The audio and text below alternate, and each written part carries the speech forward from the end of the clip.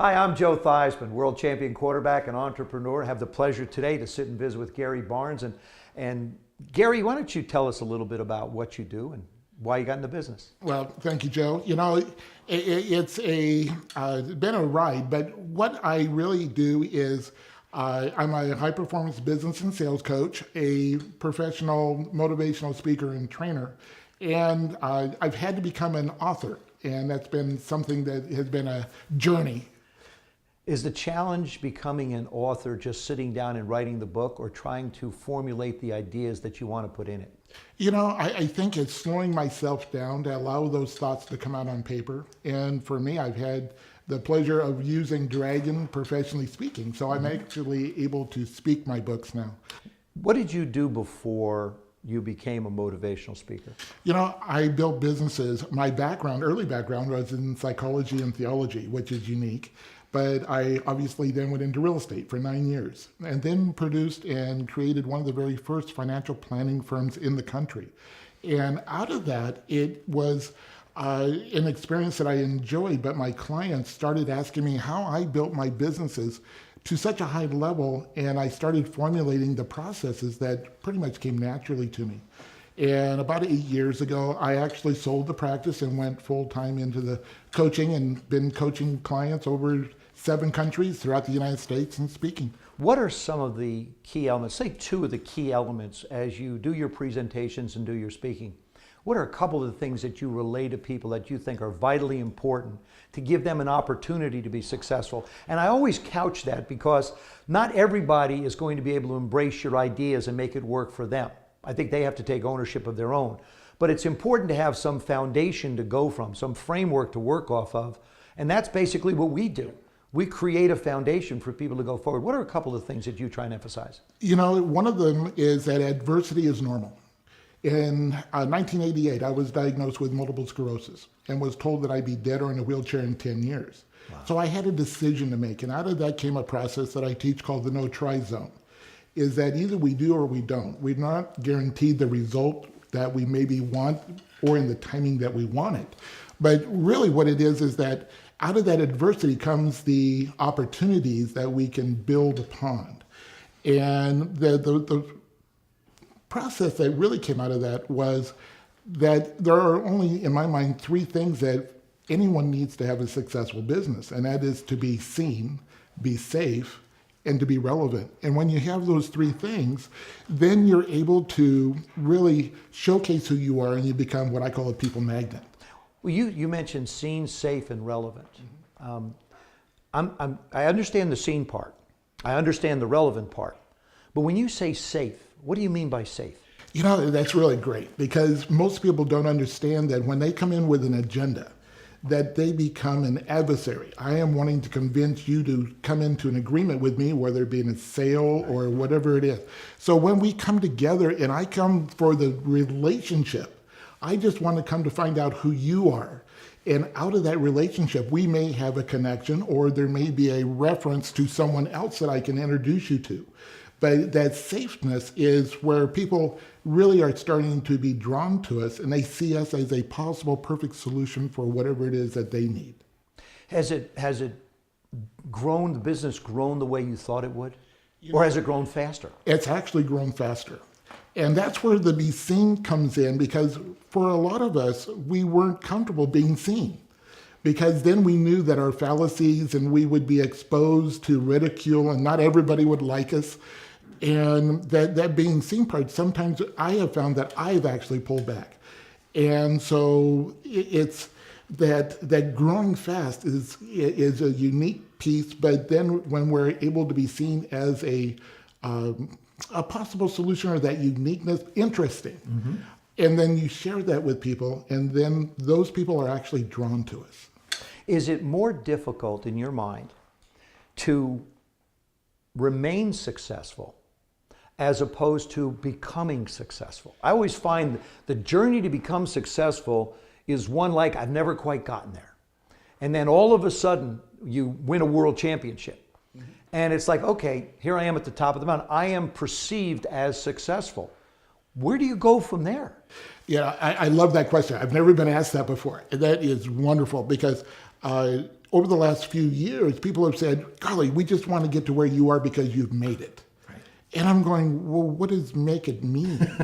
And to me, I've climbed 14,000-foot mountains. And the thing that gets in the way of those climbs is the false summits, because what you think is the summit isn't. And so when you get there, you know there's another level. And so that's the freshness, is what's next? What is that next piece? What is for me, the question? When I was younger, I was looking for the answers. Now I look for questions that lead me to better questions. And so there's always that next level to be able to go to, and that's what keeps it interesting.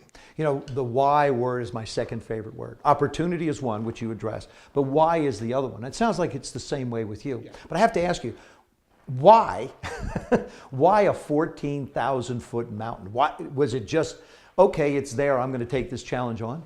You know, it really is. And living in Colorado, we have the highest number of 14,000 peaks in the country. And so everybody does them. And so it's there, it's a challenge. And there's nothing like the view from the top, where you're higher than many airplanes that go below you. And when they see you on a peak, they waggle their wings. And there's just such a feeling of accomplishment that you're there, you've done something that most people in their lifetimes in the world have never, ever thought about doing, and you're there standing on top of a mountain. I love the term. I just love what you said when you said there's nothing like the view from the top. Some of us have been very blessed in our lives to be able to accomplish the things that we hopefully thought we would be able to and dreamt about. Were there any things, or are there any things out there that you haven't accomplished yet that you're endeavoring to do? At this point in my career, it's about touching the next life.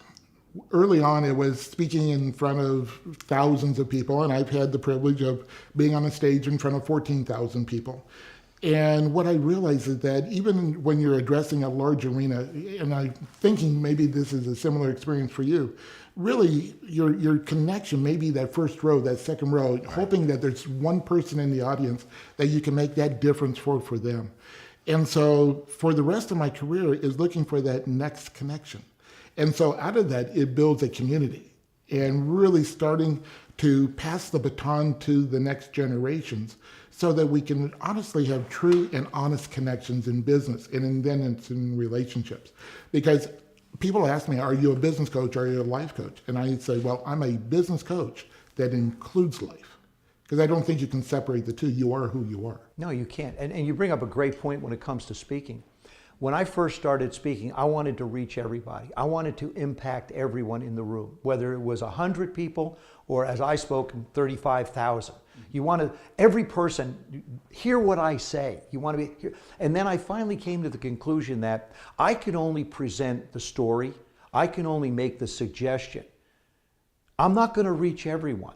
And that's where you learn that people really are different. Mm-hmm. And so how do you focus on the front row? How do you focus on the second row? How do you reach one life? But how do you mentally prepare yourself to be able to do that? You know, for me, it was when I made the transition that it wasn't about me. It's about the message. When I did that, then I could let go of the outcome for those in the audience. And I could honestly just be me and share. And be intuitive to the little thoughts that happen during a talk or during a presentation. Because sometimes I'll tell a story that wasn't part of the program. And I don't know why I did it, but I honor that thought. Mm-hmm. And then inevitably people will come up and go, that was the thing that was really meaningful to me. That was, and so it's being in that place of being for the audience, not to the audience. And that is so enjoyable for me. My wife says if I have an audience of one, I'm happy. Do you find yourself, when you do your motivational speaking, as you get into your presentations, you have an idea what you want to say? We all do. We all sit down and have a concept, an idea, a game plan of what we want to do. But like anything else, an audible comes up. All of a sudden you start talking and now you're off in this area and you're going, where'd that come from? Yeah. How did I get from here to there? But I'm really enjoying where I am. And it looks like they're enjoying being with me. To be able to command the attention of an audience, to me, is always one of the greatest things. When you started speaking, did you speak from behind a podium? No. You walked right away? Yeah, I didn't. I'm a wanderer. See, for many years when I first started speaking, that little 3-foot area right behind that podium, that was safety for me. There were sharks outside that other area. I felt like, I'm not going out there getting bit by a shark. I'm going to stay right where I am. And then all of a sudden I stepped outside. What freedom there is. Mm-hmm. What do you tell people who want to be speakers? Yeah, to be themselves. That there is already the speakers out there that maybe you look up to. You're unique in yourself. And if you will show and share that uniqueness, show that your foibles will come out, that you're just like them, that you give them permission to make mistakes.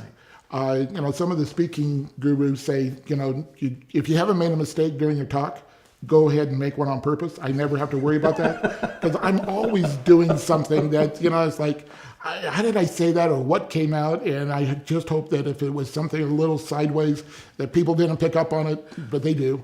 But that makes you human. Right. And if you can't speak from the heart, find a new topic. If you don't have something that you're passionate about, find something that you are and share that. It has a value. And when you do that, people are just, they're drawn to you. It's like magic. Last question I have for you. What do you think, in your opinion, is the one biggest mistake that people make when they try and speak to a group? To reach everyone. And they're not really sure about what that message is. They have their points, they memorize the points, number one, and then sometimes it just flubs up. But for me, it's, the outcome is going to be the outcome. You want to be able to know what that general message is that you want to share with that audience. What is the takeaway? One of my thoughts as I go into a speech is, what do I want to give them that will change their business, their life right now? So it's not just, well, that was funny stories, that was interesting, it was a good guy. Next. Right. I want to give them something that they can go out and actually have a meaningful connection that's important to them, not to me. And so that piece is special. And then I get the letters, and it's led to other, speaking engagements and coaching opportunities with folks. I enjoy coaching individuals across in other countries, because the culture is different. And then you have to adjust to the meanings of how they connect to their culture, their audiences. And so it keeps it fresh. Goes right along with being seen. Absolutely. As a matter of fact, with being seen, why don't you let everybody know where they can find you? Well, Gary at GaryBarnesInternational.com is my my email address, but it's Gary Barnes International, www.GaryBarnesInternational.com. Thank you. Terrific. Thanks so much.